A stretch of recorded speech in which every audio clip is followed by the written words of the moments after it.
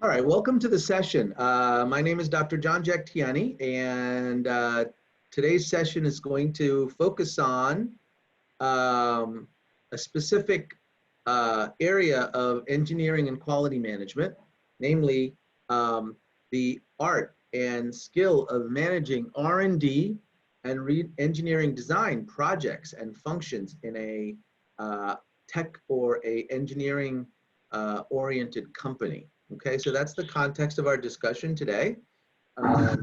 We'll go pretty quickly through the steps. Again, when we talk about managing technology, we have various components or not components, but areas of that encompass managing technology. First one's research. Second is design. Design of what? Design of products and services, perhaps, right? Then we have the planning area, managing production, of course, marketing.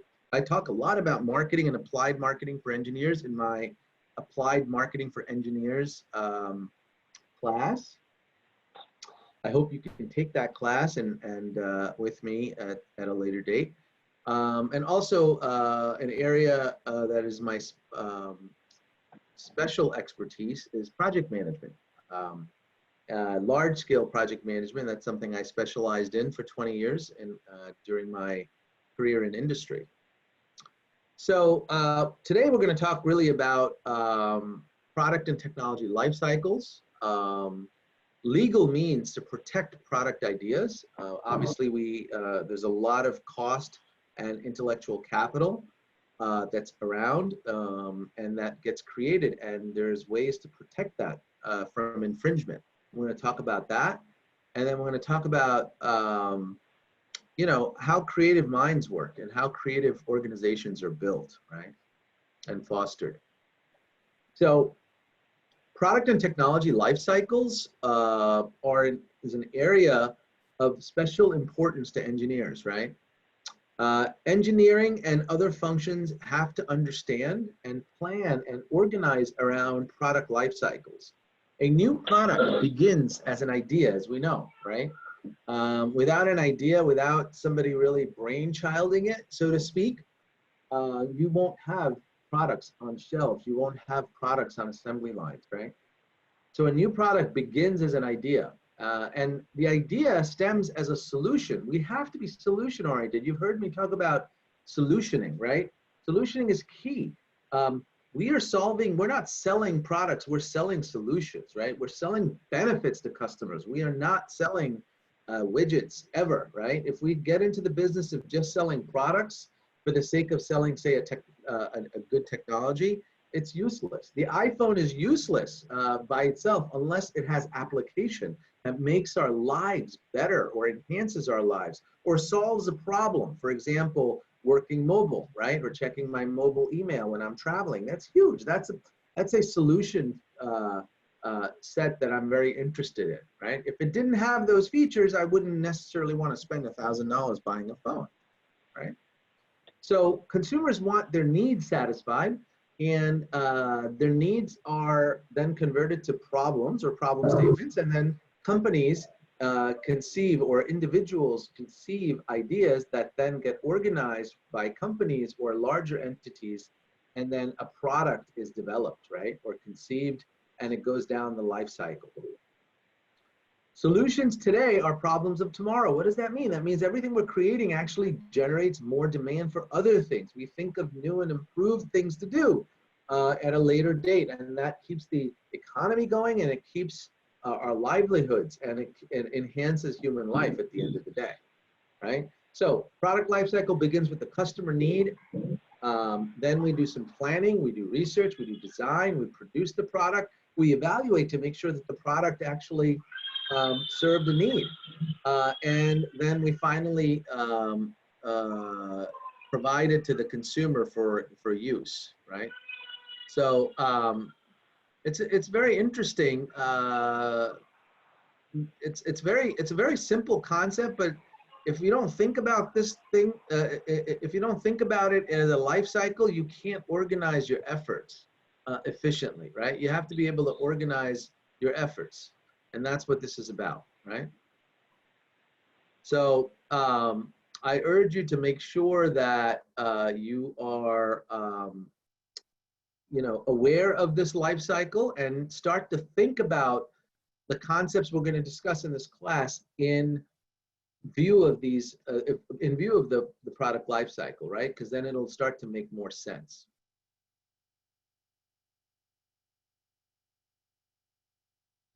So if we talk about the first step, which is the R&D step, R&D can be broken down into three. You've got basic research, right? You've got people developing and figuring out how things might work and how things might help solve the problem. So if we take, for example, vaccine development, right? The work that's going around COVID-19, right? You've got a lot of research going on, but then there's a whole set of scientists that are focused on how do we take what we find and what we learn from basic research and apply it. And then a third set of resources or minds, great minds that are focused on, well, how do we take this applied research and develop it into an offering that is suitable and consumable by the public, right? So it's from basic to applied to actually developing, right? Obviously, the first person to get to market is going to have a competitive advantage. But you don't always have to be first to market. You can follow the leader. You can have a me too approach. And you can also have a application approach where you're engineering based on the application, or you're re-engineering products, right? We hear of product re-engineering all the time. What does that mean? Well, we sometimes work at the problem backwards to solve the problem even better and maybe more efficiently, right? Maybe more cost effectively, etc. So when we have these ideas, we need to protect these ideas, right? We have to offer protection because we spent a lot of money. R&D costs a lot. Sometimes people put their entire equity, company equity on the line, or take major loans to fund the R&D efforts. They need payback in order for the economic model to work, right? And obviously they want to make profits. They want to be able to profit by the investments, right? Because the business is at the end of the day an investment, and people and investors are looking for returns, otherwise they wouldn't invest. So protection of ideas is very important, and there are legal bounds in almost every jurisdiction around the world to protect these ideas. Now, some countries are better at it than others. Some are a little bit more lackadaisical. Some there are more loopholes. There's a little bit of corruption. You know, there's a lot of different varieties. But by and large, ideas need to be protected, and there's protection mechanisms everywhere around the world. Now, obviously, when I talk about this, I'm going to paint my conversation towards the US market, but it applies in other countries as well.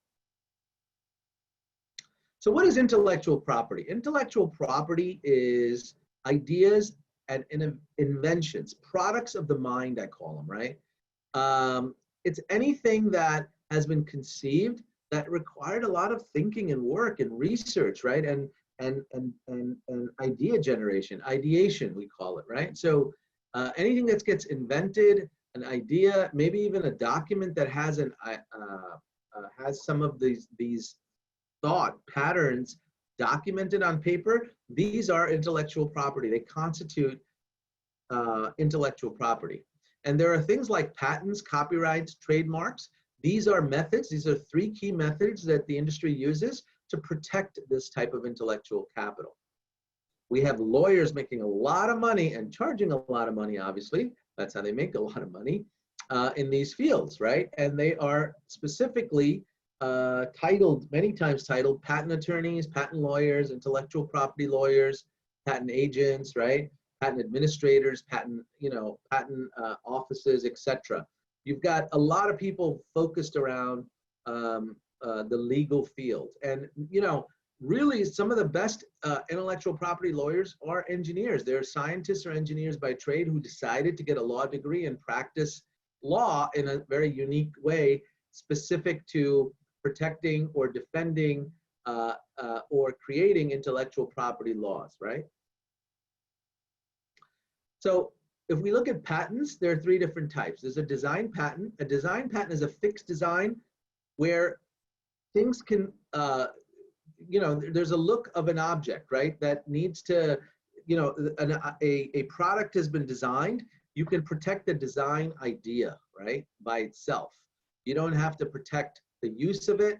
You can do that separately or at a separate time. But even if you conceive of something and you have some sort of design, you can protect that design idea even before it's even used, right? Utility patents are composition of matter, process, method, or apparatus, right? They protect these types of things. So actually a process, right? Interestingly enough, you can have an elaborate process that maybe no one's thought of in solving a problem, etc. It may not involve even any technology, but you can protect that idea of the sequencing of that process by a utility patent, right? And finally, you have planned patents, how organization, or how a particular plant or an office space or a place where manufacturing happens, right, or ideas are generated. The plant itself can be protected, right? There might be some special ways you've designed the plant or built the plant that you don't want copied because you spent a lot of time testing it and you want to be able to reap the competitive advantage that it gives you. So the patent on a plant would give you that level of protection, right? What is the criteria for patentability? It's not so easy. It's not very difficult, but it's not so easy to get a patent either, okay? You have to prove that it's novel. It's a novel idea, right? It's new. Novel means new, novelty, right? It has to also be proven to be usefulness. You have to pitch your patent idea to the patent office that the usefulness of this is pretty monumental or extensive, right? And it also has to be not like really simple. It has to be non-obvious, right? Even to somebody who is skilled in that area. So if somebody is skilled in that area and still can't figure it out, but you figured it out, that's constituting the non-obvious clause here, or the condition or criteria.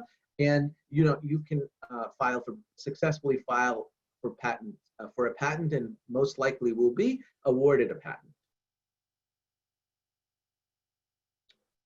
Now, disclosures, right? Disclosures of patents. You have full disclosure, formal disclosure.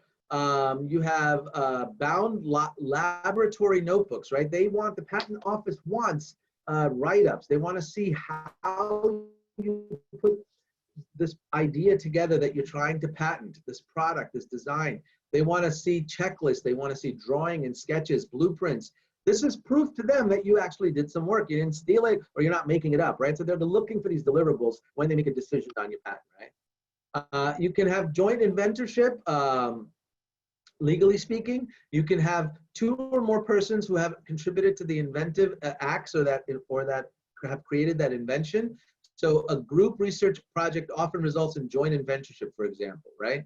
But you have to document evidence of this inventorship. Who did what, right? Like it's like almost a team project. When I ask you, when you're on a team project on one of my classes, I might sporadically ask you at the presentation that, hey, which part of the presentation or which part of the project did you work on? Did team member A work on? Team member B work on? Please show me some proof of that or talk about that. Similarly, the patent office is looking for that kind of documentation, right? You can't just have one person do it and three people fall for the ride and maybe just pay each other off and say, hey, I'm part of this patent. You actually have to be involved in the inventorship and have that be documented, right? Laboratory notebooks, right? When we talk about patents, we largely, the industry is used to talking about patents for scientific applications, right? Like, for example, lab work, right? So the best primary record of an invention is a numbered bound laboratory notebook. It could be a digital notebook, it could be a scrapbook, etc. Pages skipped or not completely filled, if there are sections missing. So, typically what happens is when you have an idea like this, you seek advice from a patent attorney, and they guide you as to what kind of documentation are they going to likely look for. So you build that into your process, right, as you go through the patent application, right? So this way, it's not a surprise. mean, there's experts dedicated to doing this. People seek that advice if they're really serious about it. And of course, it costs money. Contemplated or planned experiments are also good. Sometimes you plan things out and you don't execute it. That's okay. They want to see that, right? They're not asking you to try everything. They're asking you to show us a plan and show us what you saw. Show us what you tried. Show results. So show some negative results, some positive results, right? Like, make sure that the process is realistic, right? Obviously, dates are important to the patent office. They want to know how the patent invention progressed. So there are rules, basically, and these are evidentiary rules. They are, they sometimes they will call on you to actually prove that you have done this, especially if there's a contesting of a particular patent application or an infringement. They will look for these type of details.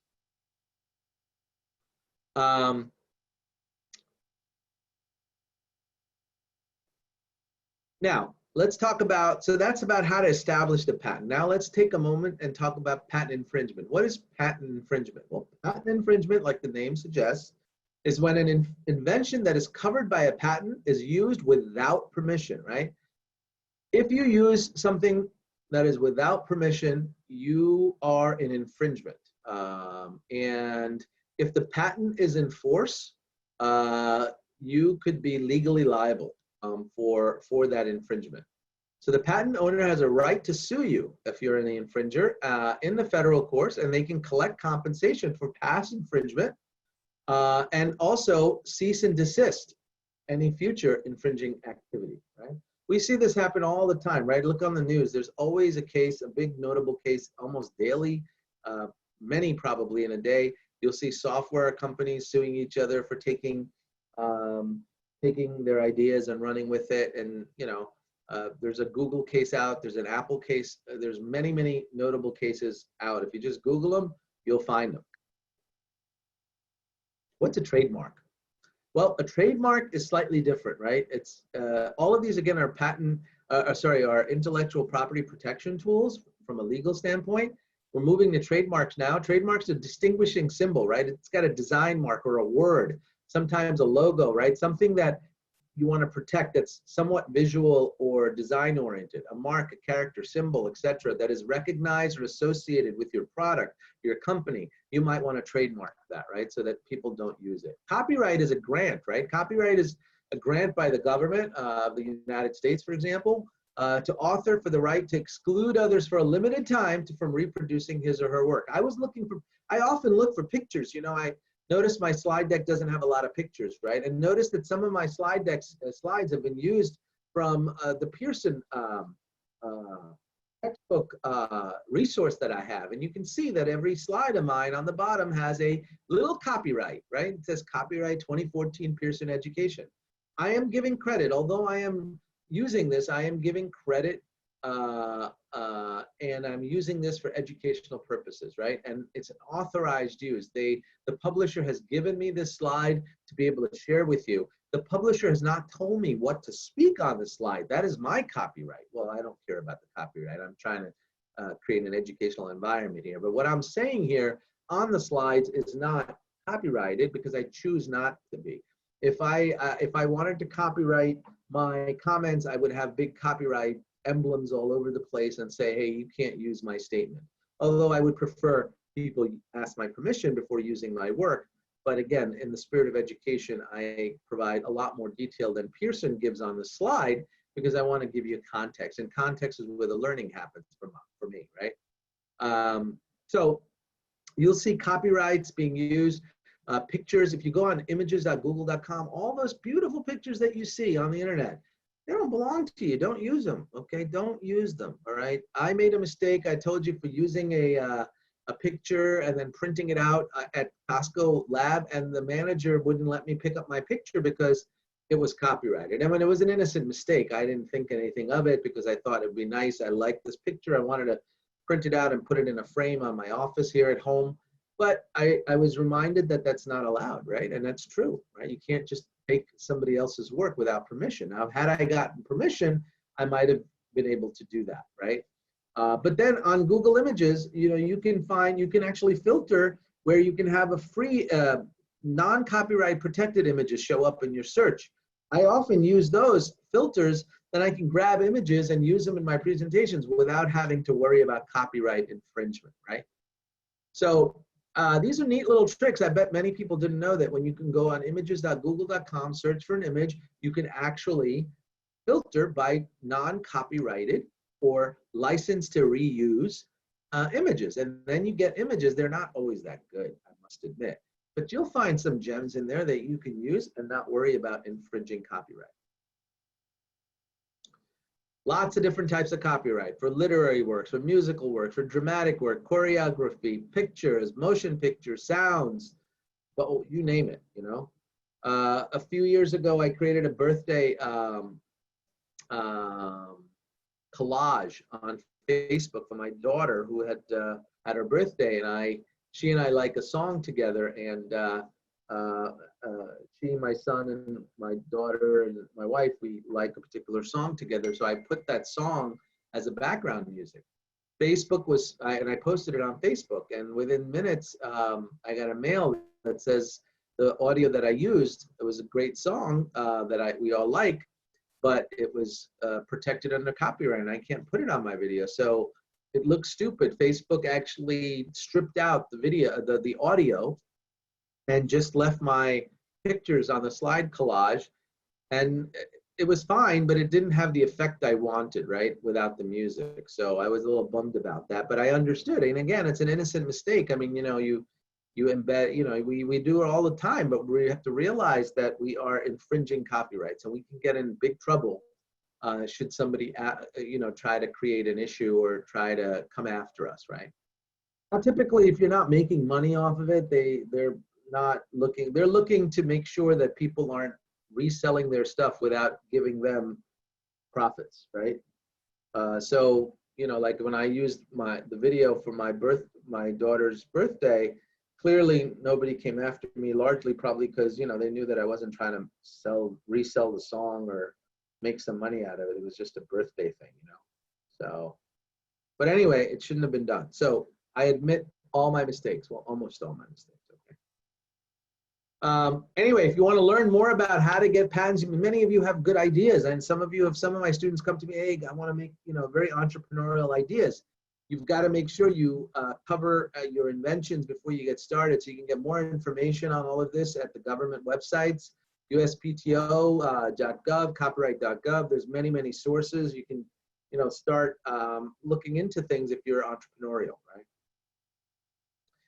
Take a minute to talk about creativity, right? Creativity drives innovation, right? You can't have innovation without people thinking out of the box, right? If we're all doing work every day the way we do it, operationally and, like robots, we're not going to invent anything. We're not going to make the world a better place than it was yesterday, right? Our job as the human race is to improve upon things, and obviously sometimes we make it worse for ourselves, like this virus, so on, but shit happens, right? But creativity process, right? There's many ways to explain it, and the simplest way I like to explain it is that it's a 4-step process. You prepare to be creative. You have to have a conscious effort to say, I want to create something, or I want to enable a creative environment on my team, or I want to create a company that values innovation, right? This is something you need to acculturate and acclimate yourself and others around you. Once you do that, everybody's ready to be creative, and then you hash out ideas, and that's a period of frustration. There's head clashing. Oh no, your idea is better than mine. Oh no, my idea is better than yours. My idea is not operational enough. It won't make any money. It's a great idea, but it's not commercialization friendly. Lots of different things, right? Then suddenly, by working and brainstorming together and for long periods of time, maybe you get inspired. or there's an idea illumination, right? And ding, the light bulb hits, right? You've got yourself a great idea. Now you take the idea and you verify it. You test it. You ask. You bounce it off of people, right? And when you're doing this, you have to be careful. You have to make sure your idea is protected, because if it's any good and you're bouncing it off too many people, somebody might steal it, right? People are very parochial about this process. People are very controlled about this process, and rightfully so, right? Rightfully so. There's lots of money at stake, lots of sweat, blood, and tears that people give to actually enable this process. And the point here is it's not automatic. You have to foster it, right? You have to enable it, both for yourself individually and externally. I tend to be very creative. I like to do things as a hobby. I like to create things, not really for commercialization. Unfortunately, not for commercialization, because I probably could have made some money. But I like to do things. I like to build things. I like to just for me and my family at home, whatever.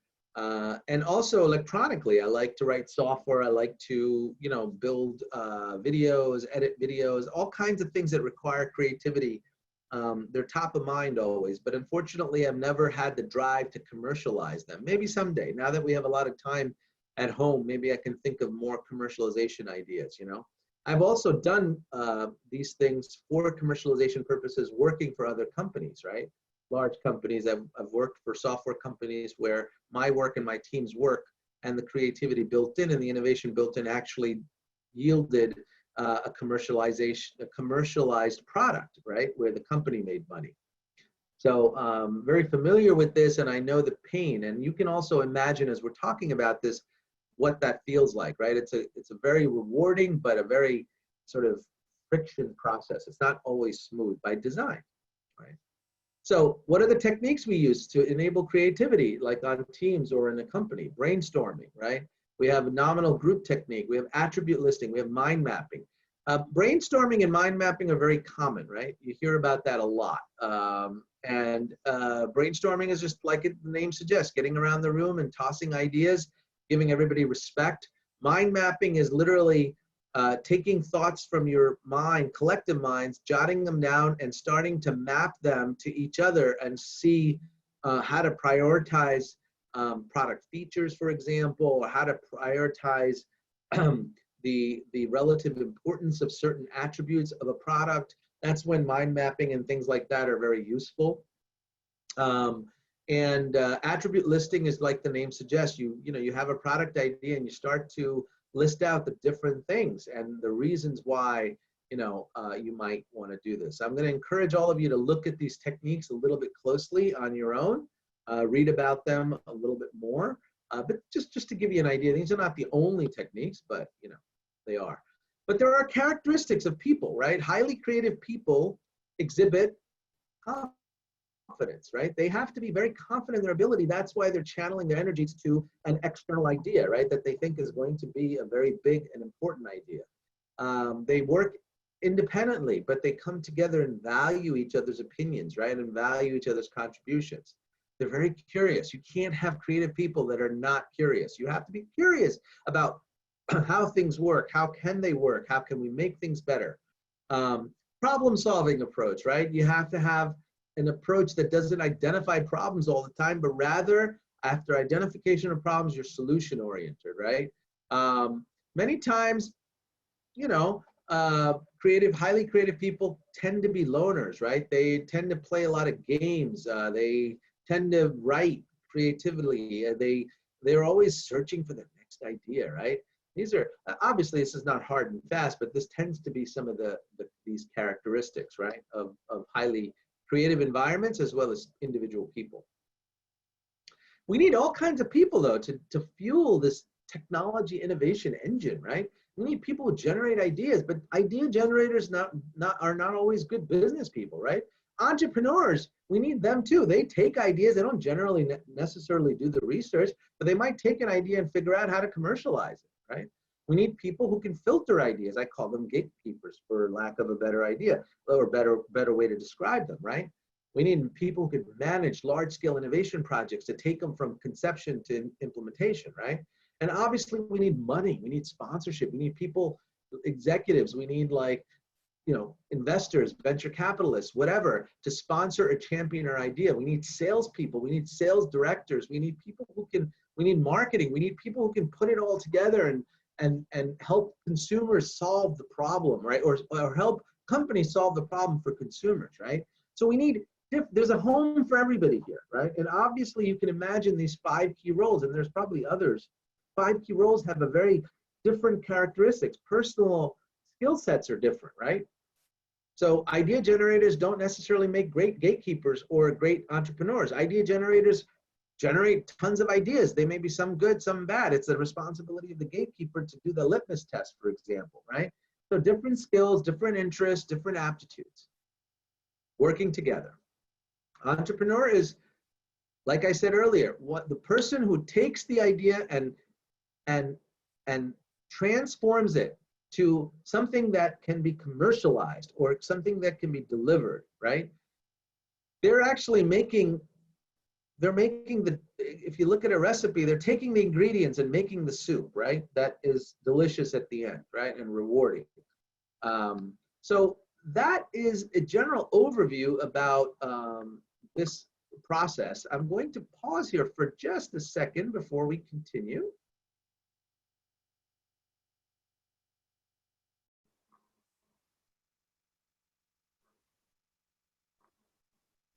Okay, we're back. So what we want to do next is really shift gears slightly and talk about the second big area of this evening's discussion. We want to look at phases and stages in the engineering process, especially as it relates to new product development, right? We want to talk about product liability and safety. There's a whole area of safety engineering and product reliability engineering, etc. We actually offer a full class here at the university on that. I think every other semester in the IE department, Industrial Engineering Department. I've taught that class a couple of times. It's a good class. I'd recommend it for people who are more into the IE side of rather than the engineering management side. I want to talk about design factors as it relates to reliability engineering, okay? So new product development basically starts with getting an approval to expend resources, get agreement to the work that needs to be done, right? And then we manage this by stages, right? We want to put good project management discipline around this. Otherwise, we can have projects go haywire, over budget, extended on the time frames, missed outcomes, not good. I recently worked for a company 5 years ago where we had to write off $40 million of projects that never made it to fruition because of poor project management techniques, right? And that's a lot of hit to the balance sheet for any size company, really. We want to be able to complete results, validate results. We want to propose next stage work, and we want to have reviews and sign-offs to make sure our stakeholders and sponsors are happy and we're delivering what we set out to deliver. We do this by having an engineering problem-solving approach. This is very specific to technology and engineering projects. We define a problem first and foremost. We use a data-driven approach. Everything's all about data these days, and it's always been about data with engineering, but it's even more so now with the emphasis on data analytics, right? So data analytics helps us, guides us towards identifying the exact problem and also solutioning. We search for solutions and we evaluate different solutions. We evaluate alternatives, and then we really focus on evaluating the impact our ideas are making to really solving the problem. So a typical life cycle is starts with the concept. It starts with filtering and selecting all the different concepts that come up. Then we move to product development and manufacturing. We then launch the product. There's some marketing activity, there's test marketing, there's validation, there's verification. And then we do some post-launch work, which means we identify to make sure that the products are hitting the needs, and that if we need to make any adjustments, we make those adjustments and perhaps relaunch. New product development stages are all are explained in various texts and academic literature as in different ways, right? I like to think of them as a very rudimentary steps just to make the point.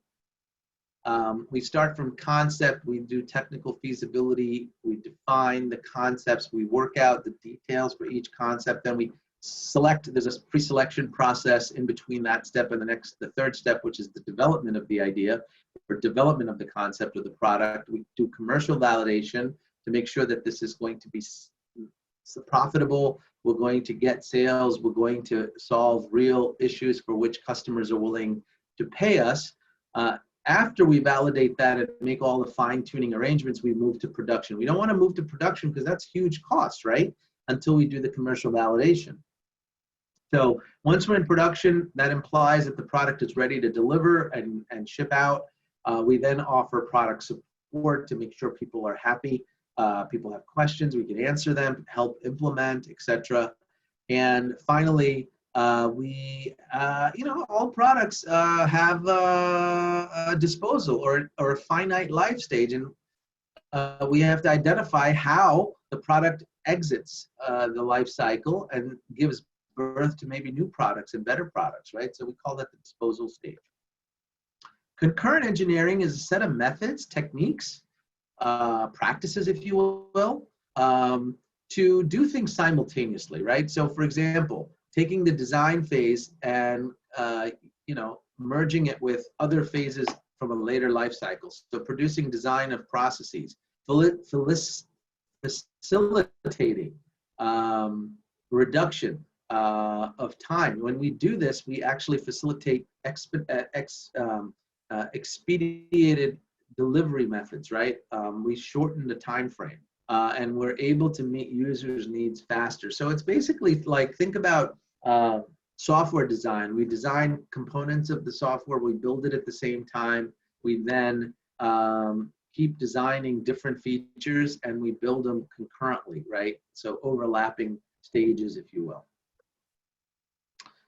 We as engineers, historically, and by trait, are terrible communicators. We need to be, that's one of the reasons of engineering management as a discipline and why there's a huge demand for it, is because we start to merge management and leadership and facilitation and project management skills on top of the technical skills that we have, right?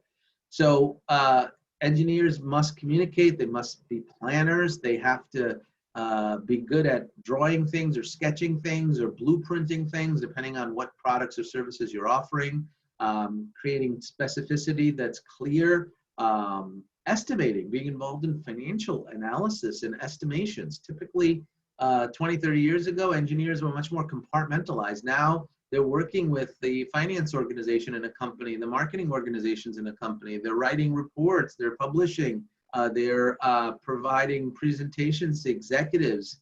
They're supporting sales. There's such a thing as sales engineers now as a title or as a role. And while they may not have necessarily have engineering degrees, they're working as engineers to essentially make practical solutions out of the scientific inventions or all the R&D that either is used or created by a particular firm, right? Design processes have a process as well, right? Have a framework. We have drawing and releasing the drawings. We have a review board. We configure based on the designs, make sure that it's configuration ready. In design, we have to have special considerations, especially now, especially with green scale and environment and sustainability needs. And the emphasis on that, we need to make sure that products are built with reliability in mind. safety, maintainability, availability, ergonomics, right? We've got a lot of ergonomic issues with old furniture that's built and, you know, audio video equipment. Everything has to look at these types of dimensions, right? And also, last but not least, producibility. What does that mean? That means, well, how easy is it to make the darn thing, right? If we come up with a design that's very convoluted and very difficult or expensive to manufacture, where we can't mobilize teams fast enough, that's a very limited benefit, right? We can't solve the customer needs in time to address the market urgency, right? So these are special considerations that have become increasingly important in today's times. Liability. What is liability? Well, this is sort of an area of, you know, the government and the agencies to protect consumers hold manufacturers responsible. If the product has an issue and it does harm, either material harm, psychological harm, financial harm even to a company's assets, there could be a liability issue where they can sue and claim damages from the manufacturer. So the designers need to foresee these unlikely conditions. While they're unlikely, they do happen. And we need to make sure products are bundled with the right warnings, good instructions, reduce risks, make sure things are tested, risks reduced to as best as possible, right? And show proof of that. If you ever were to go to a court of law, you need to be able to show that you've done your due diligence in this area before releasing the product, right, to the public or to the consumer. So these types of things are really important, and unfortunately, many companies don't spend enough time on it, and they get into trouble a little later, right? Safety, we have to have safeguards. You know, we have to make sure that we do not have accidents that are influenced by the design or the materials that we use or the components that we use or how we configure them or the methods, the process. Make sure the instructions are clear. If any one of these things go wrong, you could be held liable, and you are liable if it's a safety concern, right? Reliability is now a different thing, right? It's a different animal. It's not about safety. It's about making sure that we have high degree of probability. In reliability, we deal a lot with probability. Nothing is going to be 100% defect free.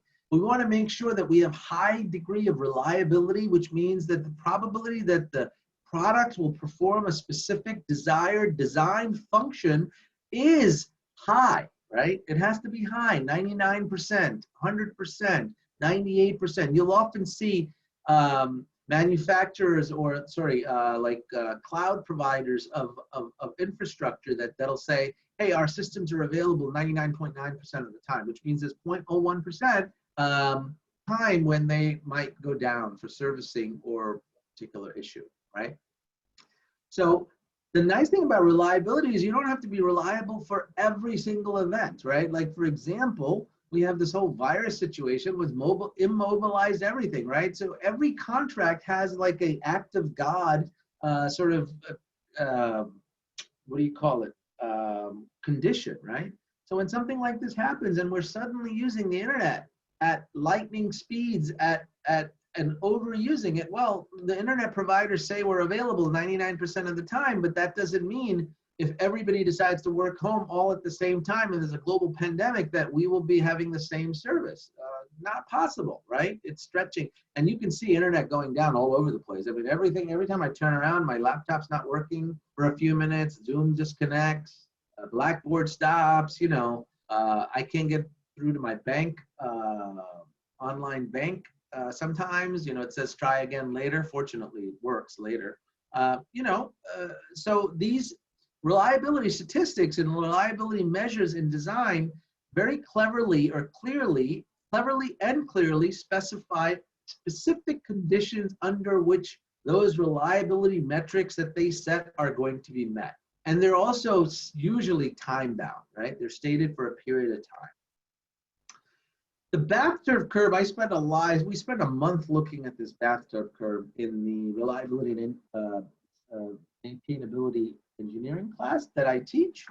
And typically it's not just me, every university that teaches it, they spend a lot of time. So what is a bath curve? This is a famous sort of visual to explain this. It's basically saying that this curve that looks like a bathtub, right, means that there is, if you look at the product, you can see that in the beginning, there's a lot of defects until the product perfects itself. The hazard rate is high. We call it infant mortality. It's very analogous to when people are born.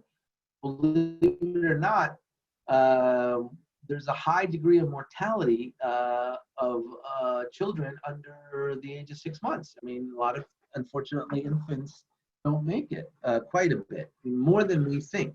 But then once their bodies and organs and everything are established and they're healthy and they're functioning, there's a useful life and people live a nice, normal life, hopefully, if there are no other problems. And ultimately, again, when back up, where there's this wear out, and we call it aging, right? So if you can think of human life this way, products also work this way many times, right?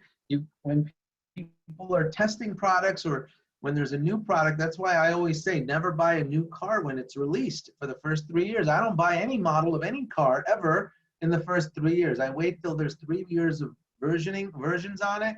Then I feel like the manufacturer's perfected it. I don't want to deal with the defects. I want to be on that bottom of this bathtub curve where I have the best use of the useful life. And then, and so this is how, this is what the bathtub curve signifies in the case of reliability engineering, right? This is the reality of reliability engineering. And you have to have metrics to make sure that you identify where your products are, and then consumers also know what is different areas of different ways you can deal with faults, right? So if you look at the graphic on the far left of the slide, A, right? That shows sequential, right? If any one of those processes fails, right? You have a reliability issue. The system comes down, right? You have to fix it. If you look at B, you start to have concurrent stuff, right? That means that you can go straight from left to right in a process, but if that box, the middle box, terminates or has a defect, you can still take another path to the final outcome, right? So these are what I call redundant systems, where you can have different frameworks, right? And obviously, redundancy costs money, right? There's a cost to creating duplicative processes, right? And so, again, more on this if you take my reliability class. We study this both principally and with mathematics, and start to create examples of which path is or which model you use when, and what are the different attributes, and what are the different how do you call it, different benefits and deficiencies of each. Maintainability is about maintaining something that breaks, right? Or making sure that you do something that so it doesn't break, right? And that is important, right? That's super important. And because there's a lot of administrative and preparation times, there's logistics, there's active maintenance time, there's a lot that's involved. And creating products that are highly maintainable or easily maintainable is something that people really look for, right? Like when I buy a printer, I want to make sure that it has ease of maintenance, right? I don't want to be having it break down, and I don't want to have to open it up too much. I want to just be able to replace a couple of parts and have it be self-functioning for a very long time. Ergonomics are the human factors, the designing of machines, how they use safety, comfort, efficiencies. Designs have to have, engineering design have to have ergonomics considerations, you know, obviously. So, you know, and value engineering finally is all about increasing value in the process, right? you have to ask at every step of the process or every step of the design, is it needed? What is it, first of all? What does it do? What does it cost? Is it worth it? What else might be able to do the job? What are the alternatives, right? If there are alternatives that are least expensive, if there are alternatives that meet requirements, and what is actually needed to implement an alternative. So value engineering looks at the process and looks at steps of the design and questions every single thing to make sure there's value in these categories that I have on the slide for each step. And when you display value engineering, you get high efficiencies, high reliability, high maintainability, and high degree of quality. And remember, consumers these days are very value driven. So value engineering is a concept that's highly used and perhaps in many ways overused in companies, right? And so this is an example of, or this is just an illustration or a discussion point. We're gonna have a case study later in the semester to really build on this value engineering concept to make sure that everybody understands it and has a chance to apply it. So I'm going to end here. I'm going to pause here for a second and be right back with more closing comments. I'm going to stop the recording and then we can have a discussion.